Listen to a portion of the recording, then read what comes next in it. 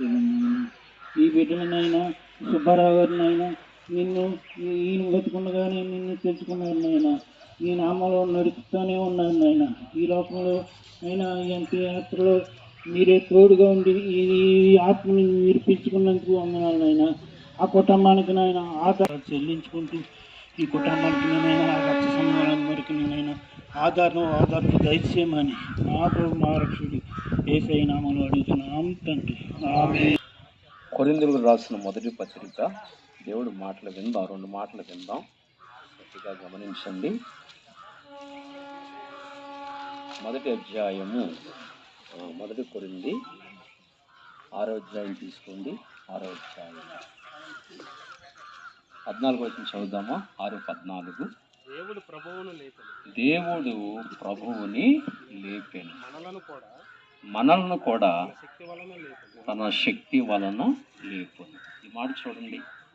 తండ్రి అయిన దేవుడట ప్రభువుని లేపెను. యేసు ప్రభువారు మరణాన్ని జయించి తిరిగి లేచారు. ఇది మనం ఎవరు కాదనలేని సత్యం. ఇది ఆయన ఎవరు లేపారంటే తండ్రి అయిన దేవుడు లేపాడు ఆయన్ని. యేసు ప్రభువారిని తండ్రి అయిన దేవుడు లేపారు. యేసు ప్రభువారు మరణాన్ని జయించి తిరిగి లేచారు. భూమి మీద మరణం జయించి తిరిగి లేచిన వారు ఎవ్వరూ కూడా లేరు. అలా లేచిన వాడు ప్రభు అయిన యేసుక్రీస్తు ఒక్కడే. మరణాన్ని జయించారు. భూమి మీద మరణాన్ని జయించిన వాడు ఎవ్వడూ లేడు. మరణం చాలా బలమైంది, దాన్ని ఎవరు జయించలేకపోయారు. దేశాన్నేలే ప్రధానమంత్రి కూడా ఒక దినాన ఆ మరణానికి లోను కావాలి. జవహర్లాల్ నెహ్రూ పరిపాలించాడు. ఏడాయినా ఇంతకుముందు ఎంతోమంది ప్రధానులు పరిపాలించారు మన దేశాన్ని. ఏరు వాళ్ళు. కనుక మహామహా చక్రవర్తులు, ధనవంతులు, గుణవంతులు, ఐశ్వర్యవంతులు భూమి మీద ఎవ్వరూ కూడా మనుషులు మరణాన్ని జయించి తిరిగి లేచిన వారు లేరు. కానీ యేసు ప్రభు వారు మరణాన్ని జయించి తిరిగి లేచారు. కనుక అక్కడ చెప్పబడుతుంది దేవుడు ప్రభువుని లేపెను. ఈ మాట మనం అందరం కూడా నమ్మాలి. ఇది మనం కాదనడానికి కుదరదు. ఇది భూమి మీద జరిగిన చరిత్ర. ఇది మనం ఎవరం కూడా కాదనలేం దీన్ని. ఇది వాస్తవం. ఇది దేవుడు ప్రభువుని మూడో రోజు లేచారు ఆయన. శుక్రవారం సిలువైపడ్డారు. శుక్రవారం సాయంకాలం సిలువ మీద దింపారు. ఆ తర్వాత సమాధి చేశారు.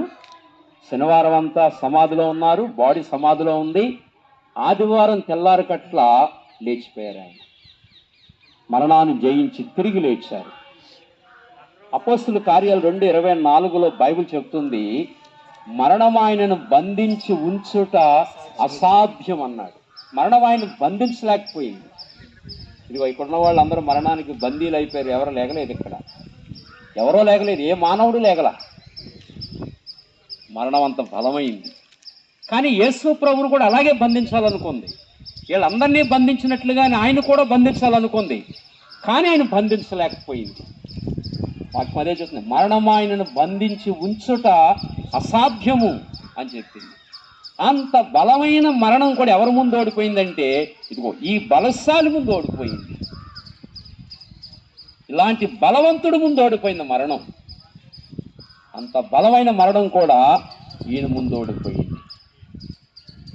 అంచేత ఆ బలవంతుడిని ఎవరైతే చేర్చుకుంటారో ఒక వాళ్ళకి నరకం ఉండదు, నిత్య మరణం ఉండదు. ఇది వాస్తవం అన్నమాట అండి. వాక్యం అదే చెప్తుంది, దేవుడు ప్రభువుని లేపెను. తర్వాత మాట, దేవుడు ప్రభువు లేపెను, మనల్ని కూడా తన శక్తి వలన లేపును. మనల్ని కూడా అంటే ఎవరైతే యేసు ప్రభుని నమ్ముకుంటారో, ఎవరైతే ఆయన విశ్వాసం ఉంచుతారో వారు కూడా ప్రభు రెండోసారి వచ్చినప్పుడు వీళ్ళు తిరిగి లెగుస్తారన్నమాట. అంత అద్భుత మాట అనుకుంటున్నారు. రెండోసారి మళ్ళీ ప్రభు వస్తానన్నారు. నేను వచ్చినప్పుడు నా యందు విశ్వాసం ఉంచి ఎవరైతే చనిపోయారో, నాకు ప్రార్థన చేస్తూ భూమి మీద ఉండగా నన్ను తెలుసుకొని నన్ను ఎవరైతే అంగీకరించి భూమి మీద నా కొరకు నన్ను అంగీకరించి ఎవరైతే నాకు ప్రార్థన చేస్తారో అలాంటి వారిని లేపుతానన్నాడు ఆయన. యెషయా గ్రంథం 26:19 చదివితే అక్కడ కనబడుతుంది. యెషయా గ్రంథం 26:19 అద్భుతమైన మాట. 26:19 అదిగో మృతులైన నీ వారు బ్రతుకుదురు. మృతులైన నీ వారు బ్రతుకు. ఎందుకని?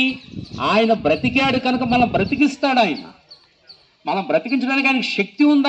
ఆయనకి అదేనండి, మృతులైన నీ వారు బ్రతుకుదురు. మనం ఆయన వారం కావాలి. ఆయన నామంలో తిరిగి జన్మించాలి, మారు మనసు పొందాలి. మనం ఆయన వారం కావాలి భూమి మీద ఉండగా. అందరినీ కాదు, ఆయన వారినే బ్రతికిస్తాడు ఆయన. అదే చెప్పాడు, మృతులైన నీ వారు బ్రతుకుదురు. రెండో మాట, అదిగో నా వారి శవములు సజీవములగు. చూడండి, నేను సజీవుడిని అయ్యాను మట్టిలోంచి లేచి, నా వారి శవములు సజీవములగును. ఈ మాటలు జాగ్రత్తగా ఆలోచించాలి. నా వారి శవములు, అందరి శవాలు కాదు, నా వారి శవములు. ఎవరైతే నన్ను నమ్ముకుంటారో, ఎవరికైతే నా బీజం వస్తుందో, అక్షయ బీజం ఎవరికైతే వస్తుందో, నన్ను ఎవరైతే అంగీకరించారో, నా వారి శవములు. ఇప్పుడు దీన్ని ఏమంటారు? దీన్ని శవం ఇది. కానీ ఆయన అంగీకరించారు కనుక లెగుస్తారు. ఆయన అంగీకరించిన వారు అందరూ లెగుస్తారు. అంగీకరించడం మళ్ళీ ఎలాగ? యథార్థంగా అంగీకరించాలి. అలా యథార్థంగా అంగీకరించిన ప్రతి వ్యక్తిని లేపుతాడు ఆయన. అదే నా వారి శవములు సజీవములగును. తర్వాత మంటిలో పడి ఉన్న వారులారా మేల్కొని ఉత్సహించడు. మేల్కోవడం అంటే ఇప్పుడు నిద్రపోతున్నారు వీళ్ళు. అందుకే బైబిల్ ఏముందంటే, ప్రభువుని నమ్ముకుని మరణించిన వారిని అందరినీ, అది నిద్ర అన్నాడు. నిద్ర. రెండోసారి ప్రభు వచ్చినప్పుడు తిరిగి లేస్తారు అన్నమాట. సూర్యుడు రాగానే పడుకున్న మనం అందరం ఎలా లేచాం? మనం రాత్రి పడుకుంటున్నాం, సూర్యుడు రాగానే ఏం చేస్తున్నాం అండి? తిరిగి లేస్తున్నాం. మళ్ళీ సూర్యుడు అవతలకు వెళ్ళగానే పడుకుంటున్నాం, మళ్ళీ సూర్యుడు రాగానే తిరిగి లేస్తున్నాం. బైబిల్ అందు యేసు ప్రభువుని నీతి సూర్యుడని పిలిచింది బైబిల్. ఆయన నీతి, ఆయన నీతి సూర్యుడు కనుక ఆయన వచ్చినప్పుడు, రెండవసారి వచ్చినప్పుడు వీళ్ళందరూ లెగుస్తారు అన్నమాట. అదే చెప్పాడు, నా వారి శవములు సజీవములగును. అందరి శవాలు కదా, నా వారి శవములు సజీవములగును. ఎందుకని నా వారి శవములు? ఎందుకంటున్నాడు? నేను సజీవుడిని అయ్యాను, నన్ను నమ్ముకున్న వారిని సజీవులు చేస్తాను. అది నా వారి శవములు సజీవములగును. మంటిలో పడి ఉన్న వారులారా మేల్కొని ఉత్సహించుడి. మేల్కొని సంతోషించండి అన్నాడు. మేల్కుంటారని అంతవరకు నిద్రపోతున్నారు వీళ్ళు. అది మేల్కొని ఉత్సహించుడి అన్నాడు. అంతవరకు మట్టిలో నిద్రపోతారు. మట్టిలో నిద్రపోతారు. నా వాక్యమే చెప్పింది, మంటిలో పడి ఉన్న వారులారా. పరుపు మీద పడి ఉన్న వాళ్ళారా అనలా, ఏసీ రూములో పడి ఉన్న వారు అనలా, మంటిలో పడి ఉన్న వారులారా. అంటే చనిపోయిన వాళ్ళందరూ మట్టిలోనే కలపాలి మనం. అంటే మంటిలో పడుకుని ఉంటారు వీళ్ళు. మంటిలో పడి ఉన్న వారులారా మేల్కొని ఉత్సహించుడి. కప్పెట్టేస్తాం, బాడీ క్షీణించిపోద్ది, పురుగు పట్టి క్షీణించిపోద్ది. కానీ దేవుడు భద్రం చేస్తాడు. ఆత్మను భద్రం చేశాడు, బాడీని భద్రం చేస్తాడు. మహిమ శరీరంతో తిరిగి లెగుస్తారు అన్నమాట. అది యేసు ప్రభువుని నమ్ముకున్న వారికి ఈ ఆధిక్యత దొరుకుద్ది, ఈ భాగ్యం దొరుకుద్ది. మీరు భూమి మీద కోట్లు కోట్లు సంపాదించిన ఈ భాగ్యం దొరకదు. ఈ మాట శ్రద్ధగా గమనించాలి, లోతుగా గమనించాలి. మీరు కోట్లు కోట్లు సంపాదించిన ఈ భాగ్యం దొరకదు. లేకపోతే మా కులస్తులు ఎలివేస్తారని దీన్ని పోగొట్టుకోకూడదు, ఈ భాగ్యాన్ని పోగొట్టుకోకూడదు. కులస్తులు ఎవరు మనం లేవదీయరు. కులస్తులు ఎవరు మనం లేవదీయరు. లేవదీయవాడు ప్రభు. అటు ప్రభువుని నమ్ముకోవాలి ఎవరైనా సరే. ఇవాళ మేము ప్రభుని నమ్ముకుని, మేము సుబ్రహ్మణ్య కుటుంబంలో పుట్టి మేము ప్రభుని నమ్ముకున్నామని మమ్మల్ని ఆ సమాధి దొడ్లోకి రానివారు. మమ్మల్ని రాజుల దొడ్లో ఉంది మాకు, చిన్నమేర రాజుల దొడ్లో ఉంది మాకు. మేము కూడా ఇక్కడికే రావాలి. మా నాన్నగారిని ఇక్కడే కప్పెట్టాం, మా అన్నయ్యని ఇక్కడే కప్పెట్టాం. అది మమ్మల్ని అక్కడ రానివ్వరు. మనకి ఇంకా అది వెళ్ళిపోయిన తర్వాత ఎక్కడ కప్పెట్టినా పర్వాలా, వెళ్ళవలసిన చోటకి ఆత్మ వెళ్ళిపోయింది.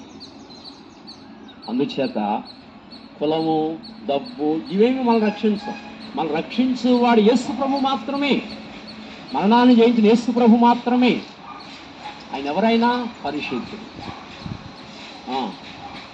త్రాగుడు మానేడు శుభ్రంగా బ్రతకదు, అది తప్ప. త్రాగుడు మానేయండి, శుభ్రంగా బ్రతకండి అంటాడు. చెడు జీవితానికి వెళ్ళొద్దు అంటాడు. నిన్ను వారిని పొరుగువారిని ప్రేమించమంటాడు. ఎన్ని తప్ప ఈ సూత్రాలు.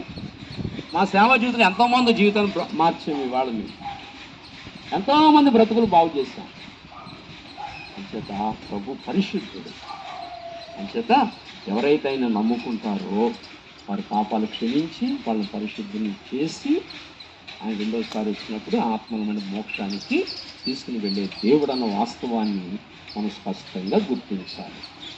ఇంకొక మాట చదువుకొని 90వ కీర్తనలో ఇక్కడ దైవజనుడు మాట అంటాడు. మొదటి వచ్చిన కానీ చదివితే, ప్రభువా తరతరముల నుండి మాకు నివాస స్థలము నీవే. తరతరాంచిన నివాస స్థలం అక్కడ ఉంది.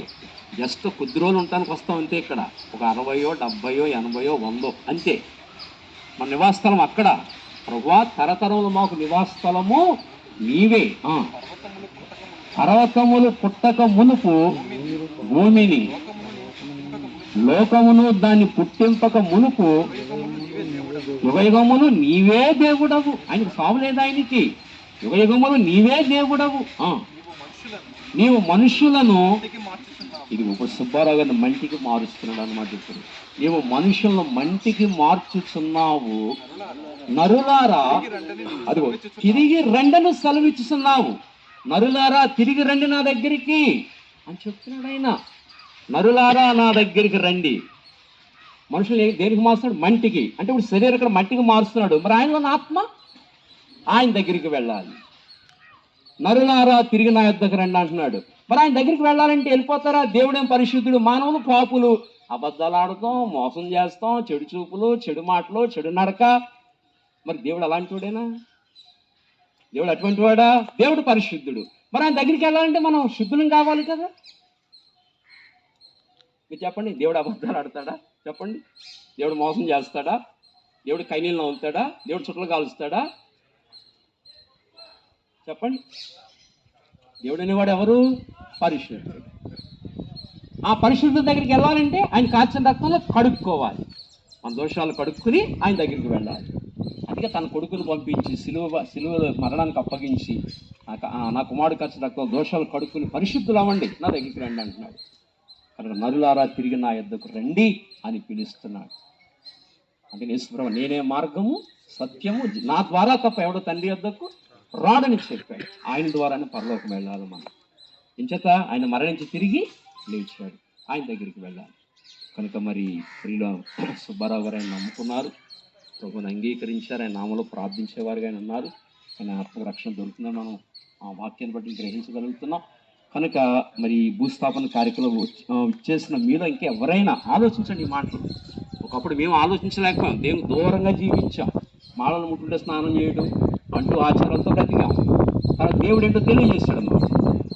కనుక మీరు కూడా ఈ మాటలు ఆలోచించి ప్రభువుని మీ రక్షకునిగా అంగీకరించి ధన్యులు కావాలి, నరకం నుండి తప్పించబడాలని ఈ మాటలు తెలియజేస్తూ మనం పరిశుద్ధులం అయ్యి నరకం నుంచి తప్పించబడాలి. ఆ సత్యాన్ని తేటగా మీరు గ్రహించి ప్రభుని రక్షకుడిగా అంగీకరించాలని మీకు తెలియజేస్తూ ఉన్నాం. ఇలారా అంచేతని మరి మరణాన్ని జయించిన వాడు అటు ప్రభుని మీ రక్షకుడిగా, మీ సొంత రక్షకునిగా అంగీకరించి ధన్యులు కావాలని ఈ సత్యాన్ని మీకు తెలియజేస్తూ నా మాటలు ముగిస్తున్నాను. చిన్న మాటలు ప్రార్థన చేసుకుని తర్వాత ఈ దేహాన్ని మంటికి మార్చేద్దాం. మనం అందరూ కళ్ళు మూసుకోనండి. చిన్న మాట ప్రార్థన. ప్రేమ కలిగిన తండ్రి, మహాపరిశుద్ధుడా, మీ వందనాలు ప్రభు. నేను దినాన్ని మా ప్రియులు హంగర్ సుబ్బారావు గారిని మరి ఈ లోకాన్ని విడిచిపెట్టి వారిని మహిమలో ప్రవేశించారని తలపోసుకుంటున్నాం.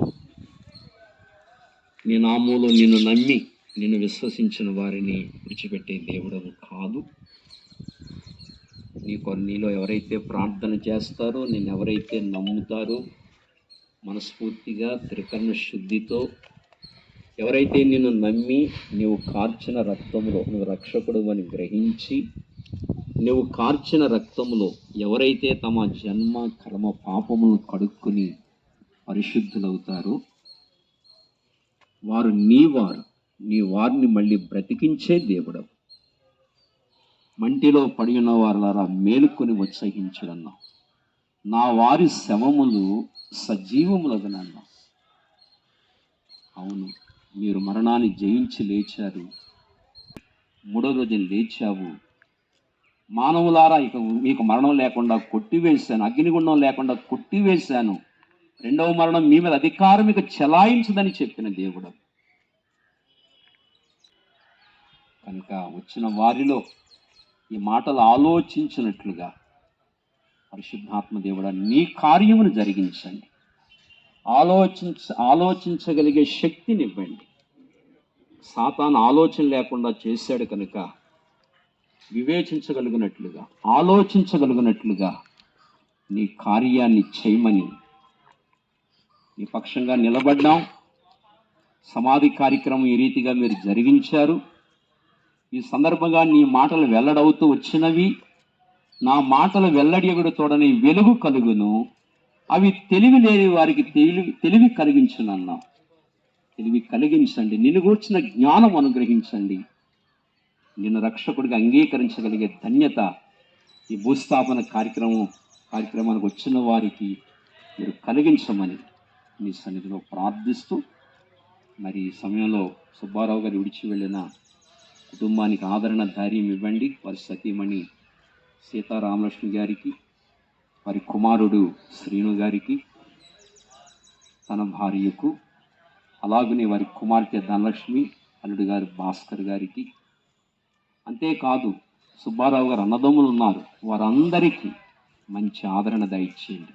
వారు తోబుట్టు ఉన్నారు, ఆ కుటుంబాలకు మంచి ఆదరణ, ధైర్యము, ఓదార్పును దయచేయండి. కట్టా వెంకన్న గారు, చంద్రావతి గారు, మా ప్రియులు కట్టా సత్యనారాయణ గారు, వారి సతీమణి గారికి, త్రిమూర్తులు గారికి, వారి భార్యకు, వారి బిడలకు, అలాగనే కట్టా వెంకన్న గారికి మీరు ఇచ్చిన కుమార్తెలు ఆదినారాయణ గారు, శ్రీలక్ష్మి గారికి, అలాగే విశాఖ నుంచి వచ్చిన మా సోదరికి, వారి కుటుంబానికి, వారి భర్త శ్రీను గారికి, వారి బిడలకు, ఇంకా మా ప్రియులు వెంకటేశ్వరరావు గారు, వారి రక్త సంబంధాలందరికీ, ఇలాగ నీ కుటుంబాలందరికీ మరి కష్టకాలంలో ఉన్న వీరికి ఆదరణ, ధైర్యము, ఓదార్పుని మీరే దయచేయమని కోరుకుంటూ, మరి ఇంతవరకు ఈ భూస్థాపన కార్యక్రమంలో తోడై ఉన్నందుకై వందనాలు, స్తోత్రాలు చెల్లించుకుంటూ, భూస్థాపన కార్యక్రమంలో సహకరించిన ప్రతి ఒక్కరిని దీవించి మీరు ఆశీర్వదించమని, ఆ సంఘ పరిశుద్ధులందరూ వచ్చారు, అందరినీ జ్ఞాపకం చేసుకోమని కోరుకుంటూ నాయన, మరి సత్యనారాయణ గారు ఆ సంఘంలో నాయన ఒక చక్కటి వ్యక్తిగా వారు సాగుతారు కనుక ఆ ప్రేమను బట్టి మేమందరము ఆ కష్టకాలం వారి కుటుంబం మధ్యలో ఉండటానికి కృపనిచ్చారు. అందుని బట్టి నీ వందనాలు చెల్లించుకుంటూ, మా ప్రార్థనలు వీరికి దీవెనకరంగా, మనసుకు శాంతికరంగా ముందులాగున నీ కృపను దాయిచ్చేయమని, అందరికీ ఆదరణ, ధైర్యం, ఓదార్పును దాయిచ్చేయమని కోరుకుంటూ, ఇప్పుడు ఈ దేహాన్ని మంటికి మారుస్తూ ఉండగా సహాయము చేయమని, ఇంతవరకు సహాయపడుతూ వచ్చినందుకై వందనాలు చెల్లించుకుంటూ, ప్రభువును రక్షకుడునైన యేసుక్రీస్తు ప్రభు నామములో ప్రార్థించి వేడుకొనుచున్నాము తండ్రి, ఆమేన్. తండ్రి యొక్కయు కుమారుని యొక్కయు పరిశుద్ధాత్మిక నామములు అనగా త్రియేక దేవుని ఏకనామములో యేసు నామములో ఈ దేహాన్ని మంటికి మారుస్తున్నాము తండ్రి.